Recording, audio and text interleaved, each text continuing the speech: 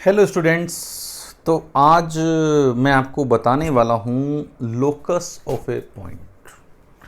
यार locus of A point से मतलब क्या होता है, इक्वेशन ऑफ लोकस से मतलब क्या होता है।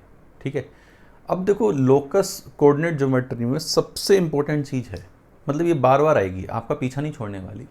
मतलब हर, जैसे स्ट्रेट लाइन है उसमें भी लोकस आता रहेगा, सर्कल है सर्कल में भी लोकस आएगा, circle is also a locus, parabola is also a locus, ellipse is also a locus, hyperbola is also a locus. तो यहाँ पे जो लोकस की कहानी है ये हर चैप्टर में, कोनिक में, हर चैप्टर कोऑर्डिनेट ज्योमेट्री के हर चैप्टर में ये अपनी आती रहेगी।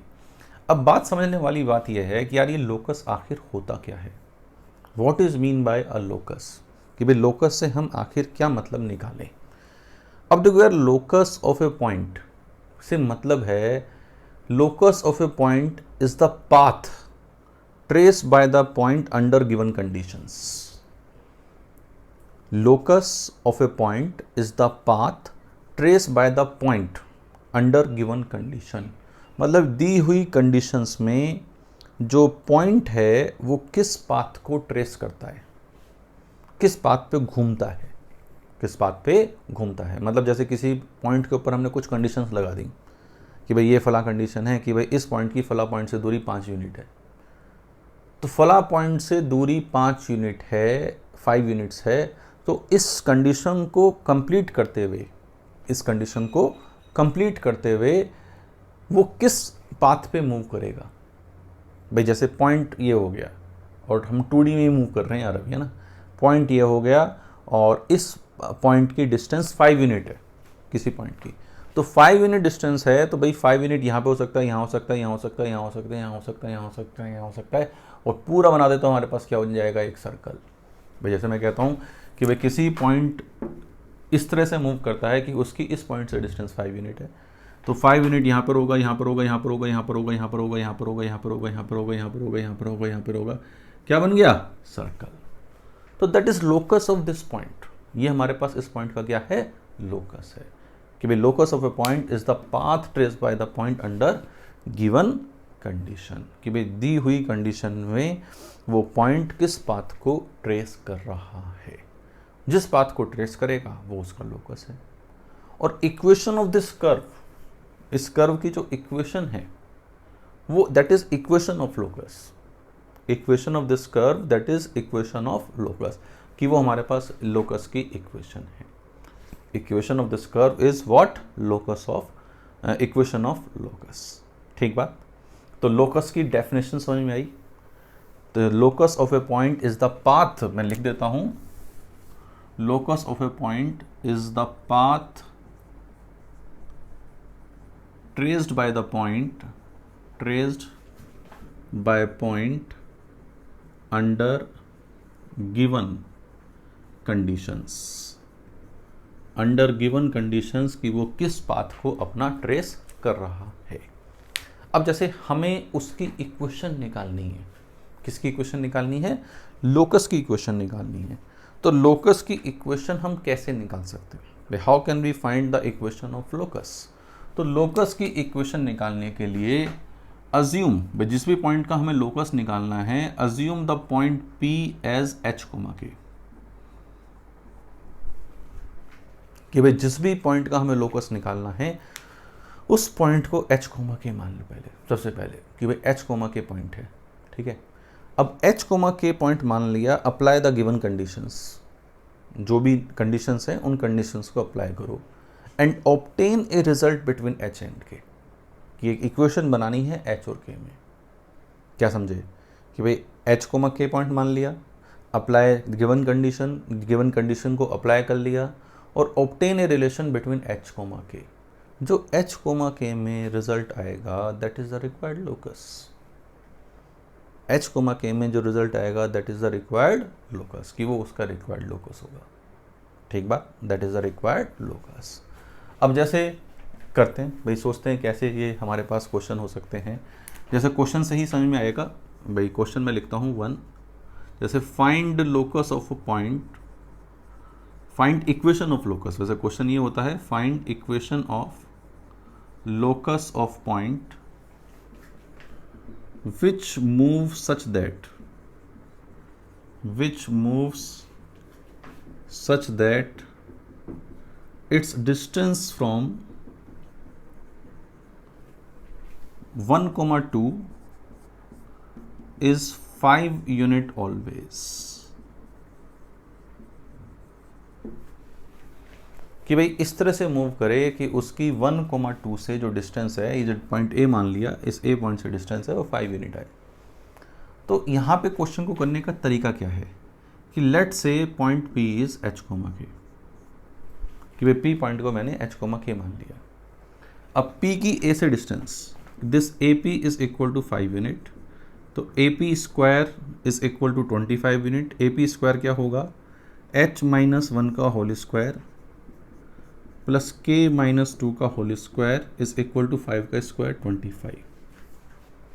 एच और के में रिलेशन आ गया, एच और के में रिलेशन क्या आ गया, H square plus K square minus 2h minus 4k, ठीक है, और plus 5 minus 20 is equal to 0। So that is required expression, required relation between h and k। तो इक्वेशन h और k में नहीं छोड़ते, इक्वेशन हम किस में लिखते हैं, x और y में। तो h और k को अब क्या करो, एक्स वाई से रिप्लेस कर दो, कि H K replace with X comma Y. ये काम लास्ट में करते हैं हमेशा, है ना।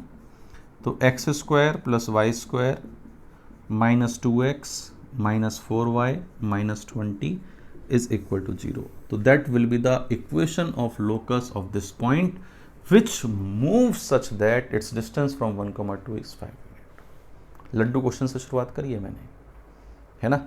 एक क्वेश्चन जैसे और करते हैं, एक क्वेश्चन स्टार्टिंग में हम थोड़े लड्डू लड्डू क्वेश्चन करेंगे जिससे लोकस का मतलब समझ में आए, है ना।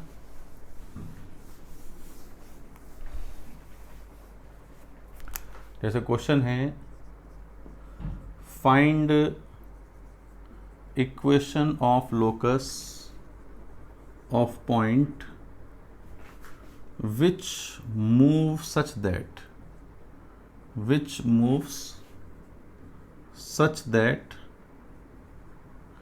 its distance from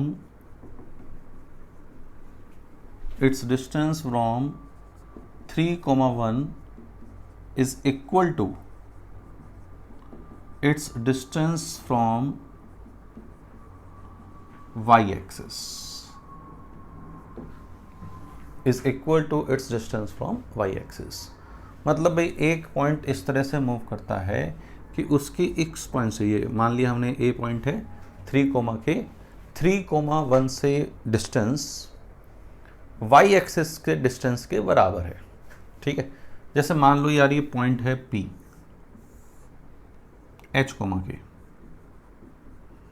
मान लो पॉइंट है ये पी एच कोमा के, ठीक है।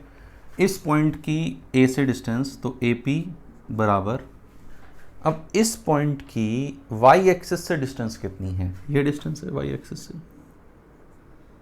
हाँ है ना भाई, y एक्सिस से ये डिस्टेंस है। इस डिस्टेंस को मैं क्या लिख सकता हूँ, मोड h, कि डिस्टेंस हमारे पास क्या है, मोड h, कि this distance is equal to mod h। तो AP is equal to mod h, ये हमने लिख लिया। AP क्या है, AP है under root of h minus 3 का whole square plus K square is equal to mod h।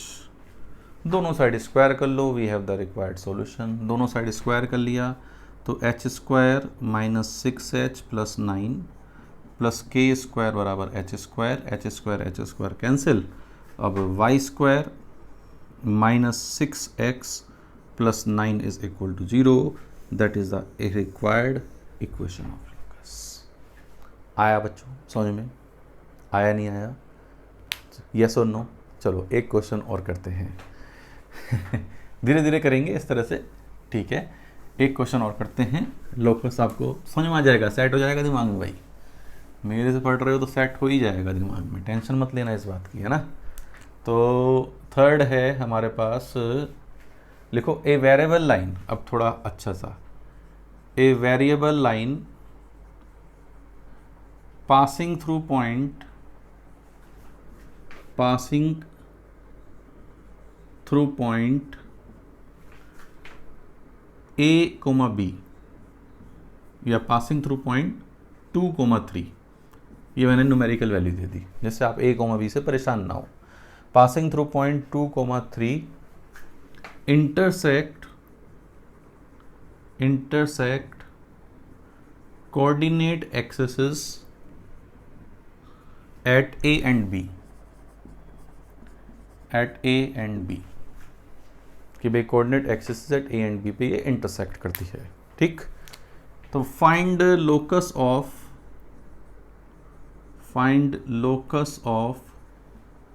Mid point of AB,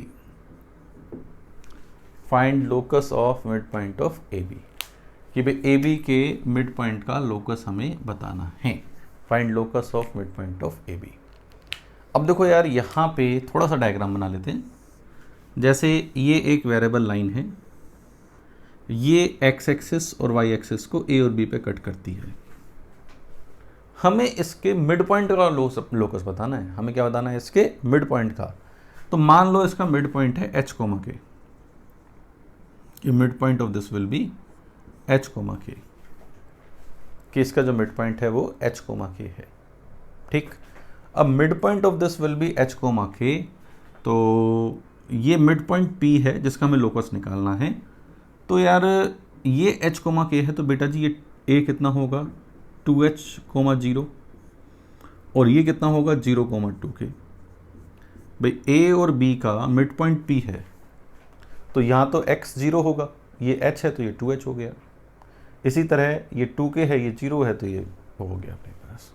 तो मिड पॉइंट इस h, k आ गया, ठीक। अब मिड पॉइंट h, k है, ये 2h 0 है, तो इस लाइन की इक्वेशन क्या है? तो equation of this line is x upon 2h plus y upon 2k is equal to 1। x upon 2h plus Y upon 2k is equal to 1। ये हमारे पास इसकी इक्वेशन है, ठीक है। अब ये हमारे पास इसकी इक्वेशन आ गई। अब ये जो लाइन है AB, ये वेरिएबल लाइन की खासियत क्या है? ये 2, 3 पॉइंट से पास होती है, तो 2, 3 पॉइंट इसको सेटिस्फाई करना चाहिए। तो 2, 3 सेटिस्फाई करा दिया, तो 2 upon 2h plus 3 upon 2k is equal to 1, ठीक। तो ये हमारे पास इधर जाएगा, 2k plus 3h is equal to 2hk, 2k plus 3h is equal to 2hk। So that is the required locus यार, ये हमारे पास रिक्वायर्ड लोकस है।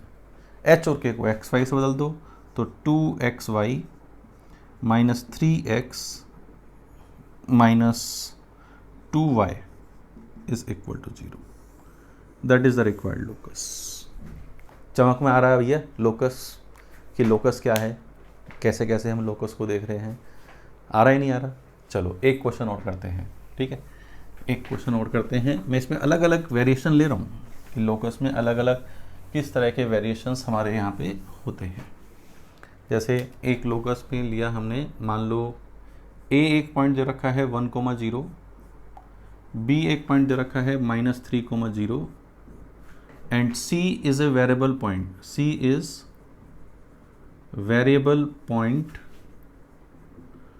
lie on line x plus y plus 2 is equal to 0. C is a variable point lie on this line, ठीक। Find locus of centroid of triangle ABC. Find locus of centroid of triangle ABC, कि भाई triangle ABC के centroid का locus हमारे पास क्या होगा। चलिए ये देखते हैं क्वेश्चन, है ना। अब देखो यार, यहाँ पे ये 3 पॉइंट हैं ABC, ये A है, ये B है, ये C है, ठीक है। A के कोऑर्डिनेट है 1, 0, B के कोऑर्डिनेट है -3, 0, C के कोऑर्डिनेट मान लेते हैं अल्फा, बीटा, कि भाई C के कोऑर्डिनेट अल्फा, बीटा है, ठीक है। अब हमें इस ट्राइंगल के सेंट्रोइड का लोकस बताना है, तो सेंट्रोइड मान लिया पॉइंट P, H, की। अब देखो इस तीनों में रिलेशन क्या होगा कि 1, -3 1 minus 3 plus alpha upon 3 is equal to H. Yes, तो यहाँ से अल्फा कितना आ गया 3h plus 2, alpha is 3h plus 2। इसी तरीके से हमारे पास यहाँ पे k में देखें तो k upon 3 is equal to beta, तो बीटा कितना आ गया, नहीं sorry, beta upon 3 is equal to k, तो बीटा कितना आ गया 3k। तो अल्फा बीटा निकल गया भाई अपने पास। क्या निकल गया अपने पास, अल्फा बीटा। अल्फा बीटा किस लाइन पे लाई कर रहे हैं, इस लाइन पे रख दो। तो 3h plus 2 that is alpha, beta is 3k plus 2 is equal to 0। तो बस 3x plus 3y plus 4 is equal to 0, that is required equation of locus. तो भाई समझ में आया लोकस क्या है। लोकस चलता रहेगा, कोऑर्डिनेट ज्योमेट्री जब तक चलती रहेगी लोकस चलता रहेगा, लोकस रुकने वाला नहीं है। लेकिन लोकस का बेसिक आइडिया उम्मीद करता हूँ आ गया होगा। मैं लोकस का जो हमारे पास बेसिक आइडिया है कि what is the basic of locus, वो अपना आ गया होगा। तो लोकस में अभी इतना रखते हैं, वाकई आगे चलाते रहेंगे लोकस कि भाई लोकस है क्या। ठीक, तो लोकस बढ़िया लगा, आनंद आया। चलिए इसी के साथ अपने लेक्चर को खत्म करते हैं। Thank you very much.